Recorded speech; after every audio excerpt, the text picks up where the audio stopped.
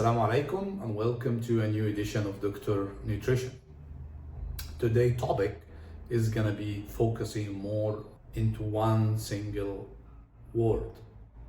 Why?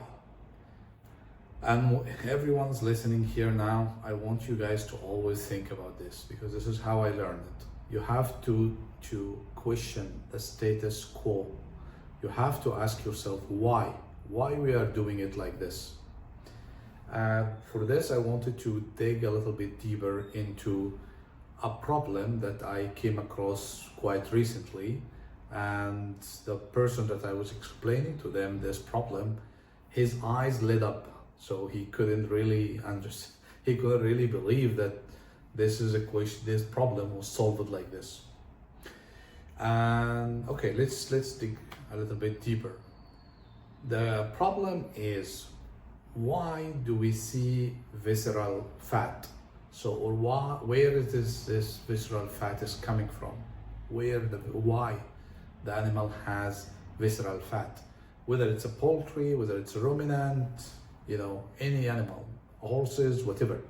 So why do we see a tendency to go for peritoneal fat or visceral fat or abdominal fat, whatever terminology that you want to use? Why not those fats goes toward the muscles or goes toward production? Why? Remember the key, why? So let's take a little bit of a deep dive. Let's take it species by species. Okay, let's take an example for ruminant, for example. Why do we see, especially right around this time around of winter, we see a lot of the abdominal fat is accumulated in ruminants, in calves, in sheep and goat, in camels? The simplest answer for this, there are several reasons, but I want you guys to give you the most simple answer. Actually, there is three main drivers for this. The first driver is stress. If the animal is under stress, they will try to accumulate fat in their body. And again, depends on the physiological status, depends on the animal itself, depends on the age, the longevity of that stressful factor, but let's say stress is a factor there. The second reason is the unsaturated fatty acids. The unsaturated fatty acids. What do I mean by this? All of us knows in the fat or the oils that we consume on a daily basis, you have the saturated, which that has a double bond basically, or the ones that you have unsaturated fats, which just have a hydrogen bond, a single bond between the carbon groups, between the carbon atoms themselves, and one bond with a hydrogen, that's called unsaturated fatty acids. And when you have a type of oil that has a high level of those unsaturated fats, then those unsaturated fats, when it goes consumed by the ruminant, consumed by the rumen microflora, they will transition to something called trans fats, and long story short, those unsaturated fats will be accumulated around the viscera.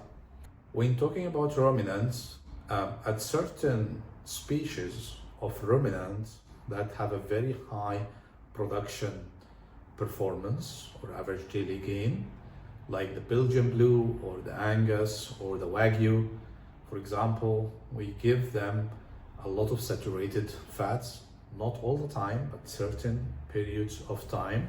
We give them saturated fats in the form of CLA or in the form of dried fat or fractionated fats. That actually increases the marbling score for those particular types of animals. So that's the second reason. The third nutritional reason for increasing of the abdominal fat will be the imbalance between metabolizable energy to digestible lysine, especially the digestible lysine. So that's the third reason. Also, someone clever might ask, why use those kind of unsaturated fats in poultry, for example? Broilers or layers, we use soybean oil, some people are using even corn oil. And the answer for this question is, number one, you can use it for poultry. But why? Because the rate of muscle building, or the rate of anabolism, or the rate of increase in body weight gain in those new generation or those new species like aviations or cubs of the world, or like all of the breeds that we have, the new genetics that we have for broilers, it is designed like this, designed to have a very high average daily gain. So that's why it needs a lot of energy to be consumed. The problem usually arises after 21 days. So the finisher stages depends on where you are in the world and what's your production program. But basically, most of the cases that we have seen mostly comes after 21 days. The bird starts to, if it's not consumed well, and I've seen some formulations that have a lot of oils, and which is not really something that we should be doing like right now, but those kind of unsaturated fatty acids will go and toward going toward the visceral fats and accumulation toward the visceral fats. Even right now, there is a lot of research behind that. In the finisher stages, the bird will either be their body condition score and their quality of the meat afterwards, and the rendering percentage of carcass to live weight is much better when you reduce the fat and keep the fat around 1.5%, the added fat, I mean, not the total fat, added fat, right around 1.5%. And if you have to use more than this, then use more of the saturated fats than the unsaturated fats. Why? Because you need to keep the quality of the meat afterward. Because if you used a lot of those unsaturated fats, especially in the finisher stages, you will have a lot of rancidity and a very bad carcass quality that happens for the broilers, even the new genetics in the shelf life. Always think about the unsaturated fats. It's like a useful tool. You use it while the growth is happening, or while the animal is still younger.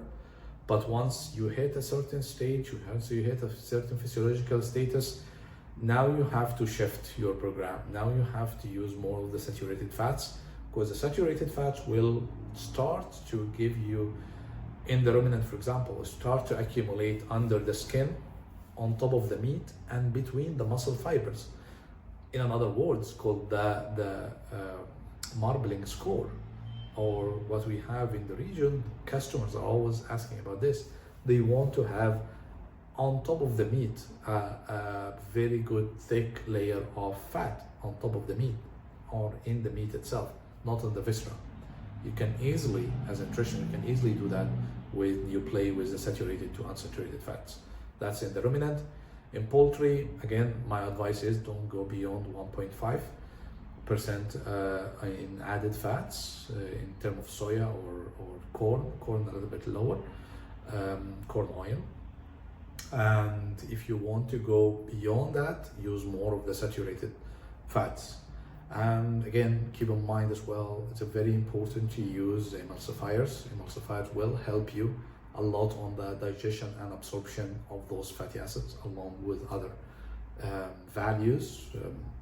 Many companies will advise you toward this, and I'm using those emulsifiers a lot in my formulations. And this is what I wanted to discuss with you today. And I'm happy to answer any questions that you have in the future. Thank you so much.